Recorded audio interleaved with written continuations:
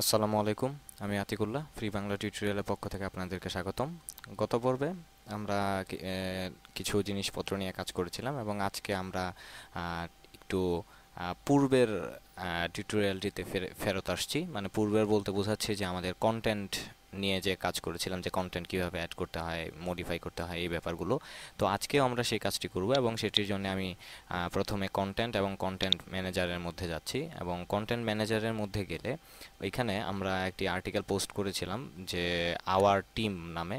আমি সেই আওয়ার টিমের মধ্যে ক্লিক করলাম। ক্লিক করলে আমরা এডিট পেজটির মধ্যে যাব এবং সেই এডিট পেজের মধ্যে অ্যাকচুয়ালি এখন ওই আতিকুল্লাহ, আব্দুল কবির, শাহ শামীম এবং মাহফুজা সেলিম এই নামে তিন চারটি নাম এখানে রয়েছে।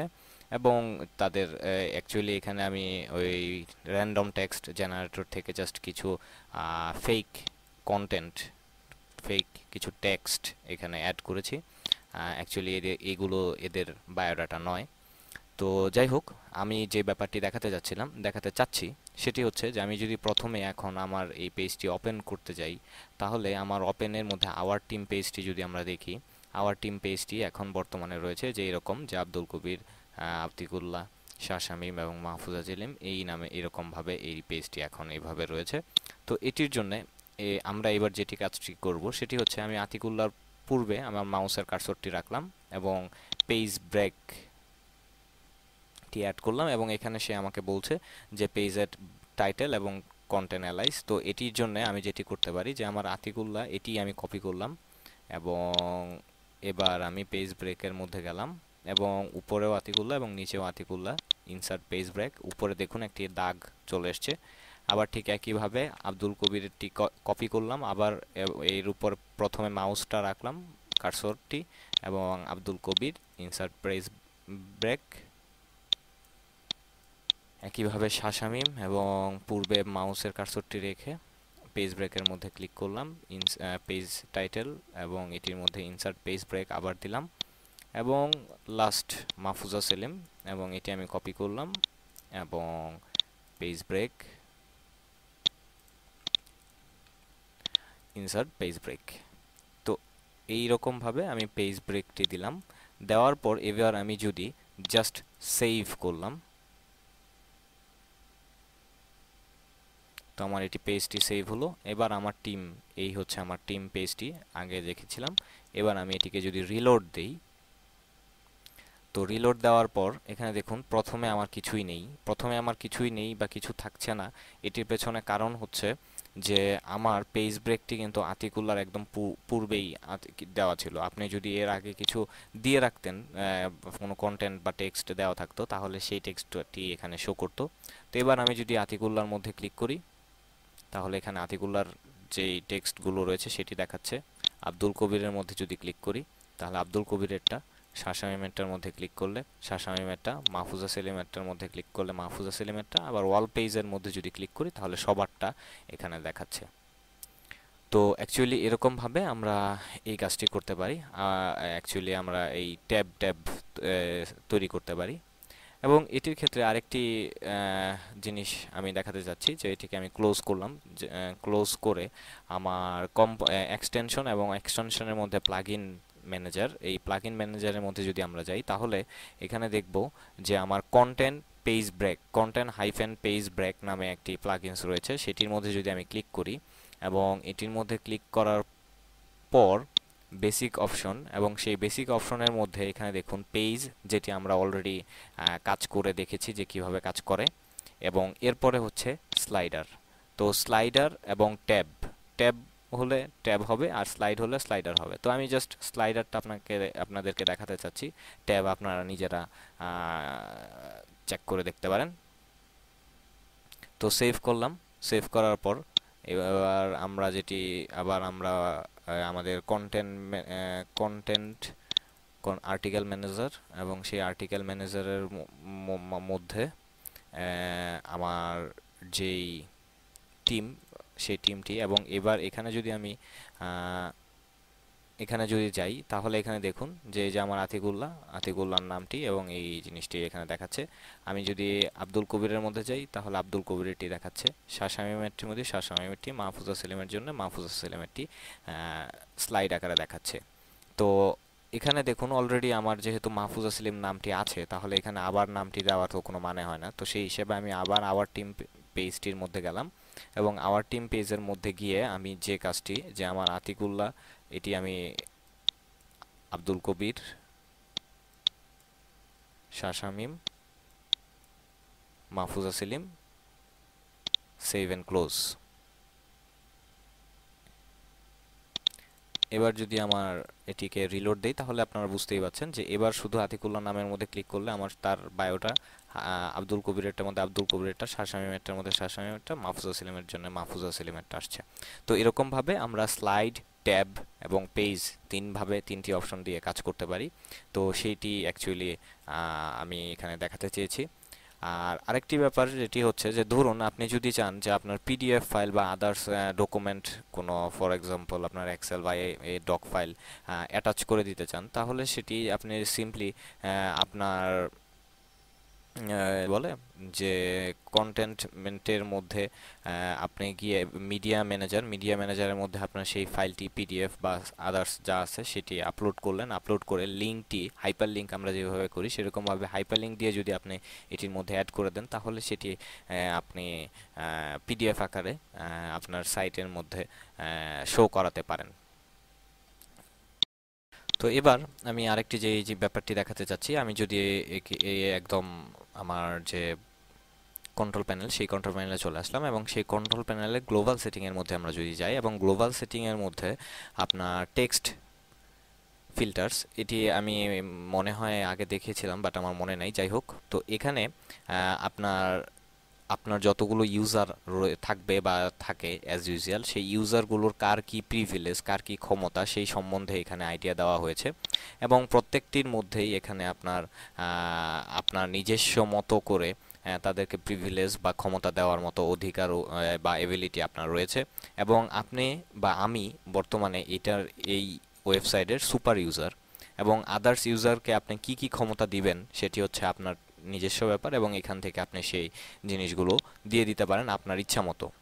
তো এখানে কোন ইউজার আপনার এইচটিএমএল ট্যাগ ইউজ করতে পারবে কি পারবে না এবং আদার্স কি ক্ষমতা বা দিতে চাচ্ছেন বা চাচ্ছেন না, সেই ব্যাপারগুলো আপনারা এখান থেকে নির্ধারণ করতে পারেন। এবং এবার আমি যে কাজটি করতে যাচ্ছি, যে আমার এই ফ্রি বাংলা টিউটোরিয়ালের একটি ইন্ট্রো ভিডিও আমার এখানে রয়েছে। সেই ইন্ট্রো ভিডিওটি আমি চাচ্ছি যে আমার যে কোনো একটি পেজের মধ্যে, ফর এক্সাম্পল এই অ্যাবাউট আস পেজটির মধ্যে যাতে আমি এই ইন্ট্রো ভিডিওটি অ্যাড করতে পারি, তো সেটি আমি অ্যাকচুয়ালি চাচ্ছিলাম। তো এই ইন্ট্রো ভিডিওটি অ্যাড করতে যাওয়ার জন্য আমাকে যে কাজটি করতে হবে সেটি হচ্ছে যে প্রথমে আমাকে এখানে, যে আমি ধরুন ফর এক্সাম্পল আমার যে এই অ্যাবাউট আস অথবা আমার যে আওয়ার কোম্পানি পেজের মধ্যে আমি এই ভিডিওটি যুক্ত করতে চাচ্ছি ফর এক্সাম্পল। তো যদি তাই চাই তাহলে আমাকে কি করতে হবে বা কি করব সেটির জন্য যে আমি প্রথমে যাচ্ছি হচ্ছে আমার এই জুমলা, এবং এখানে আমার আগে যে এটি চেক করে নিতে হবে সেটি হচ্ছে আমি এটির মধ্যে যাচ্ছি হচ্ছে আমার মডিউল ম্যানেজার না, তো প্লাগইনস ম্যানেজার, তারপর এডিটর টাইনি এমসিই, এটির মধ্যে আমি গেলাম।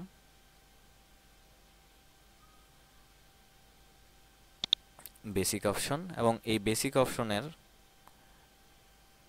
নিচে এখানে দেখুন প্রোহিবিট এলিমেন্টস, এটির মধ্যে অ্যাজ ইউজুয়াল একটা ইউজারকে এই 3টি ট্যাগ ইউজ করতে দেওয়া হবে না, এটি এখানে বলা আছে। আপনি যদি আরও কোনো কিছু অ্যাড করতে না দিতে চান তাহলে আপনি এখানে এটি যোগ করে দিতে পারেন।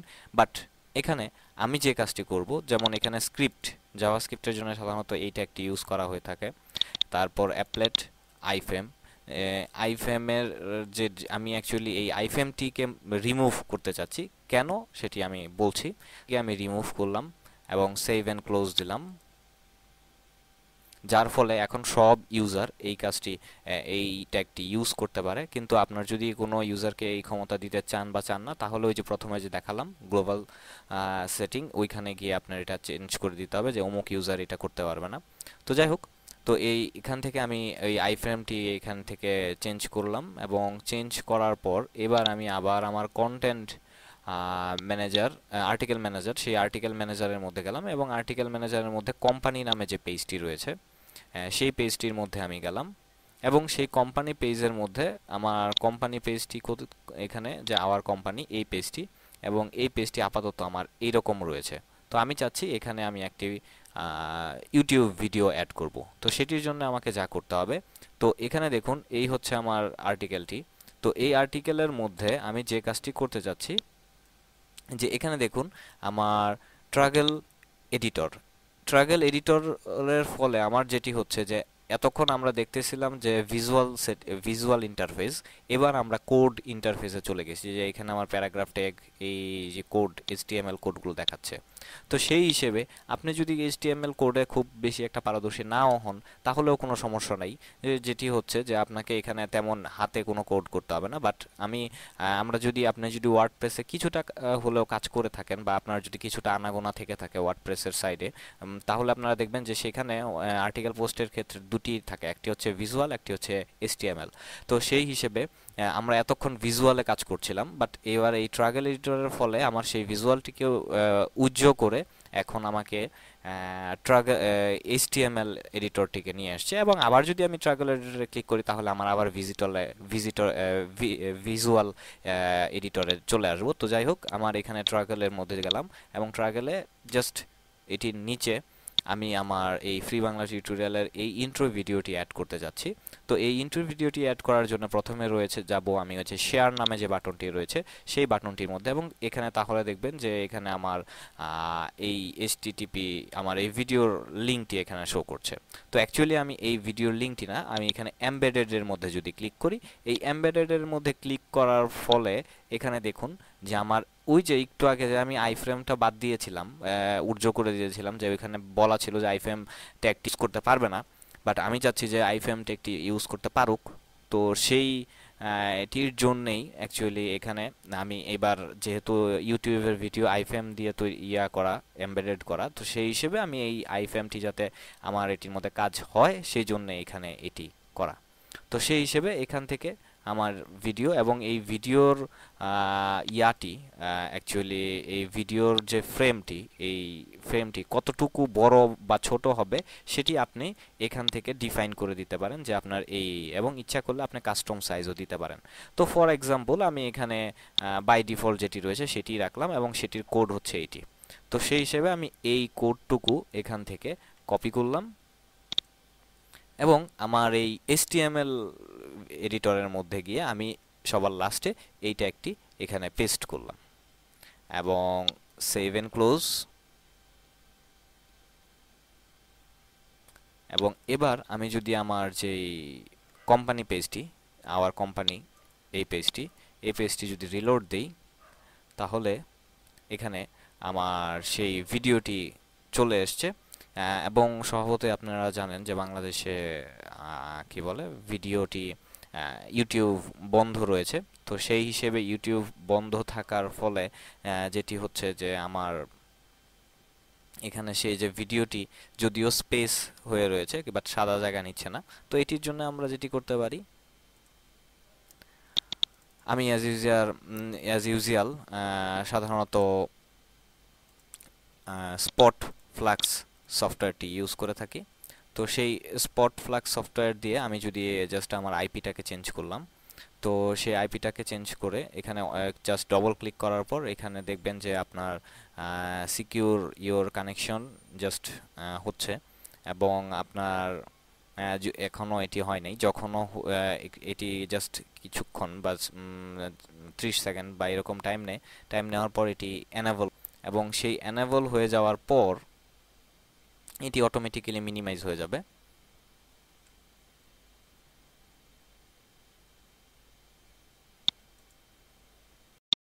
এবং এবার দেখুন যে আমি পেজটি জাস্ট রিলোড দিয়েছি এবং এবার আমার সেই ইউটিউবের ভিডিওটি এখানে শো করছে। তো এই ফাঁকে আমি দুইটা জিনিস আপনাদের ফাও ফাও শিখাই দিলাম যে ইউটিউবের ভিডিও কীভাবে দেখতে হয় বা আইপি কীভাবে চেঞ্জ করতে হয়। তো যাই হোক, এইভাবে দেখুন যে এবার আমি যদি এটিকে প্লে করি তাহলে ইউটিউব থেকে সেই ভিডিওটি আমার এখানে শো করছে এবং স্বভাবতই অনেক ভালো নেট স্পিডের কারণে অনেক দ্রুত লোড হচ্ছে, আপনারা দেখতেই পাচ্ছেন। তো সেটি অ্যাকচুয়ালি আমার দোষ না, বাট এভাবে আপনি আপনার ওয়েব পেজের মধ্যে ইউটিউবের ভিডিওগুলো চাইলে আপনাদের ইচ্ছা মতো আপনারা অ্যাড করতে পারেন। এটি এখানে দেখা হলো। আর আরেকটি ব্যাপার আমি যেটি দেখাতে চাচ্ছি যে ধরুন আমি আমার যে পেজটি এখানে রয়েছে যে আমার আওয়ার ব্লগের মধ্যে ধরুন আমি যদি চাই ওয়েব ডিজাইন এবং ওয়েব ডিজাইনের মধ্যে ধরুন আমি গেলাম এইচটিএমএল এবং এই এইচটিএমএল এর ভিতরে যদি আমি যাই তাহলে এখানে দেখুন যে আমার এই যে এইচটিএমএল এর মধ্যে আমি জাস্ট ইমেজ অ্যাড করেছিলাম, এখানে আরেকটা ইমেজ এবং এখানে আমার এগুলো শো করছে ফুল আর্টিকেলটি, কিন্তু এটার ক্ষেত্রে রিড মোর। এটির পেছনে কারণ হচ্ছে এটা আমরা অলরেডি বুঝে গেছি বা জানি যে আমি যদি আমার কন্টেন্ট ম্যানেজারের মধ্যে যাই এবং কন্টেন্ট ম্যানেজারের মধ্যে আমার এইচটিএমএল আর্টিকেলের ক্ষেত্রে যেমন এইচটিএমএল বেসিক বাংলা টিউটোরিয়াল, এটির ক্ষেত্রে ধরুন এখানে আমার পেজ ব্রেকটি আমি চাচ্ছিলাম যে আমার রিড মোডটি এখানে অ্যাড করার জন্য, তো সেই হিসেবে আমি এখানে রিড মোডটি অ্যাড করলাম। এবং আরেকটি যে ব্যাপার যে ধরুন আমার এই যে ফ্রি বাংলা টিউটোরিয়ালের ক্ষেত্রে যে এখানে দেখুন ফটোশপ বাংলা টিউটোরিয়াল, এখানে একটি ইমেজ, তারপরে আমার এখানে লেখাগুলো, আবার এখানে সেম একটা ইমেজ তারপরে লেখাগুলো, এরকমভাবে একটি যদি ইমেজ আপনি যদি ইউজ করতে চান এবং সেটির জন্যে সেটির ক্ষেত্রে আমরা যে কাজটি করতে পারি সেটি হচ্ছে যে আমি যদি এই পেজটির ঠিক নিচে যাই এবং এখানে দেখুন যে আমার রয়েছে ইমেজ অ্যান্ড লিঙ্ক এবং ইন্ট্রো ইমেজ, যে আপনি এখানে যে ইমেজটির কথা দেখালাম যে ওইখানে যদি আপনি একটি ইমেজ অ্যাড করতে চান তাহলে এখান থেকে জাস্ট সিম্পলি সিলেক্ট করলেন এবং সিলেক্ট করে আপনার যা মনে চায় সেরকম একটি ইমেজ আপনি এখান থেকে নিয়ে যে অ্যাকচুয়ালি আমি এখানে কোনো নতুন ইমেজ অ্যাড করি নাই, জাস্ট জুমলার যে ইমেজগুলো রয়েছে সেগুলো দিয়ে আপাতত কাজ চালিয়ে দিচ্ছি। এবং সেই ইমেজগুলো আপনি যদি ইমেজ ফ্লোট যে আপনি কি কোন দিকে রাখতে চান সেটি, তারপরে হচ্ছে অল্টার টেক্সট যে এটার মধ্যে একটি অল্টার টেক্সট ইউজ করার জন্য। আর আরেকটি যেটি যে দেখুন এখানে আমি আর্টিকেলের নিচে একটি এখানে ইমেজ অ্যাড করেছি, বাট এটিকে আমি ডিলিট করে দিলাম, আমি চাচ্ছি না এখানে ইমেজ অ্যাড করার জন্য ধরুন ফর এক্সাম্পল। তো যদি তাই হয় তাহলে এখান থেকে আমি আমার ফুল আর্টিকেল ইমেজ এখানে অ্যাড করে দিতে পারি এবং সেটির জন্য একটি ইমেজ আমি যদি সিলেক্ট করি তাহলে কি ইমেজ সিলেক্ট করা যায়?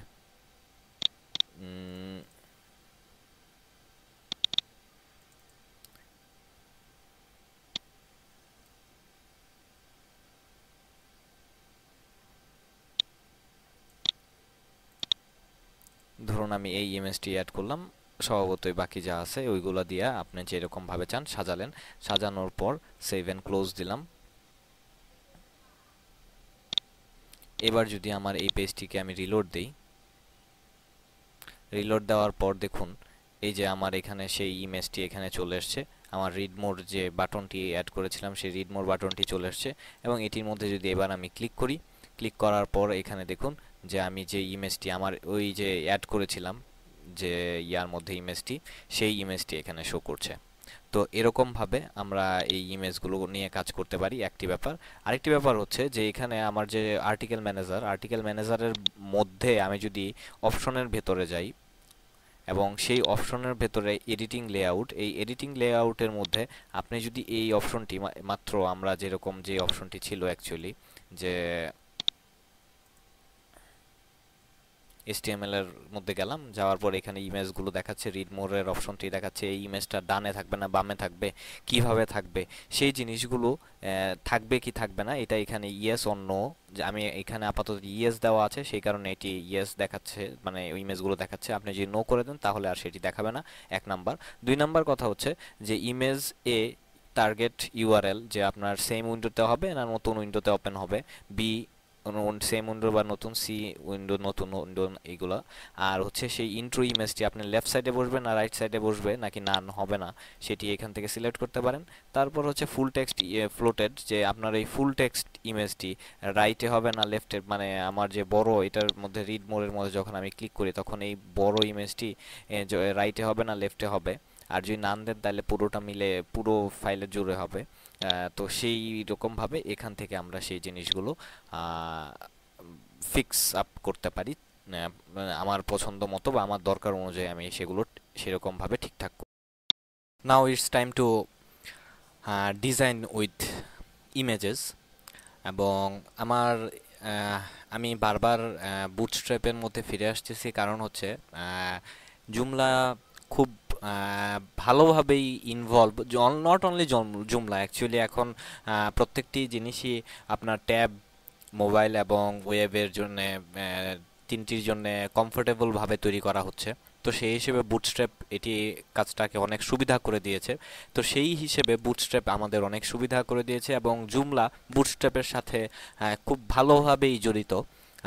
তো সেই হিসেবে আমরা যদি বেজ সিএসএস এর মধ্যে যাই, বেজ সিএসএস এর ভেতর ইমেজ, এবং সেই ইমেজের ভেতর আপনারা দেখবেন যে তিনটি বুটস্ট্র্যাপের তিনটি by default built in function রয়েছে। একটি হচ্ছে ইমেজ রাউন্ডেড, যেটি হচ্ছে ইমেজের কর্নারগুলো এরকম রাউন্ড থাকবে। আরেকটি হচ্ছে ইমেজ সার্কেল, যে ইমেজটাকে এরকম সার্কেল করে দেওয়া হবে। আরেকটা হচ্ছে ইমেল পোলারয়েড, যেটি হচ্ছে যে আপনার চারপাশে একটি বর্ডারের মতো তৈরি করে দেওয়া হবে। তো আমাকে এরকম একটি ইমেজ খুঁজে বের করতে হবে, যে ইমেজটা যেটির মধ্যে অ্যাকচুয়ালি আমি ইমেজ অ্যাড করেছি এবং আমার নিজেরই মনে নাই, যেমন সিএসএস এর মধ্যে একটার মধ্যেও করি নাই। তো সেই হিসেবে চলুন আমরা এখন সেই সিএসএস এর মধ্যে সিএসএস এর যে কোনো একটি আমি নেই, যে কন্টেন্ট ম্যানেজার, যার মধ্যে যদি আমি যাই কন্টেন্ট ম্যানেজারের মধ্যে সিএসএস বেসিক বাংলা টিউটোরিয়াল, ধরুন এটির মধ্যেই। এবং এটির মধ্যে আমি চাচ্ছি যে যে একটি ইমেজ অ্যাড করার জন্য। তো ধরুন এখানে আমি একটি ইমেজ অ্যাড করলাম, মানে অ্যাড করতে যাচ্ছি, অ্যাড করি নাই এখনো। তো সেই হিসেবে ওকে, এবং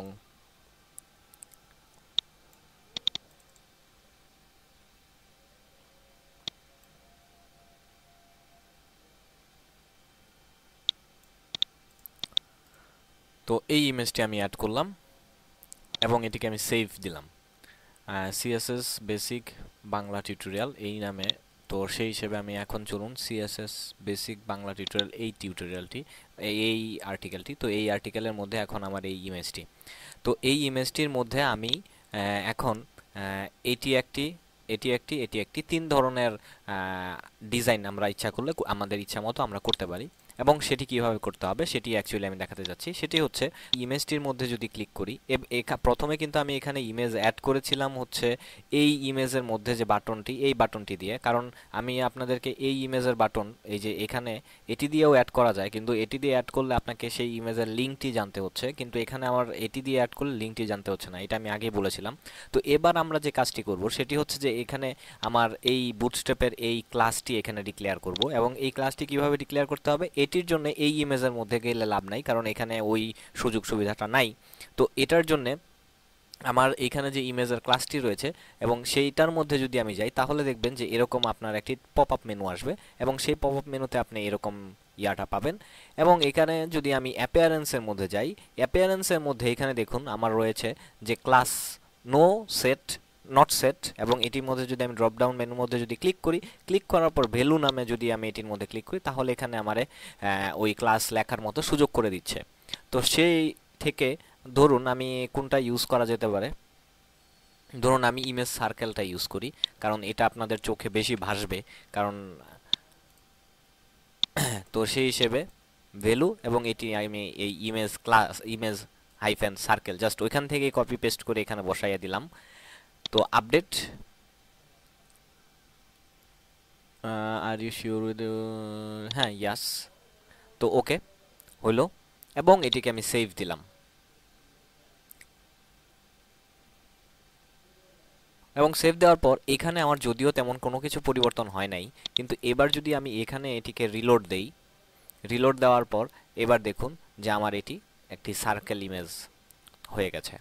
তো এভাবে অ্যাকচুয়ালি আমরা চাইলে ওই আমরা বাকি যে দুটি ডিজাইন, সেই দুটি ডিজাইনও যে করতে পারবো এটা আপনারা বুঝতে পেরে গেছেন। তো এভাবে অ্যাকচুয়ালি আমরা চাইলে আমাদের এই ইমেজগুলোকে এরকমভাবে ডিজাইন করতে পারি, যেটি বুটস্ট্র্যাপে বাই ডিফল্ট তৈরি করা আছে, জাস্ট সিম্পলি আমি ওই ক্লাসটি ডিক্লেয়ার করে।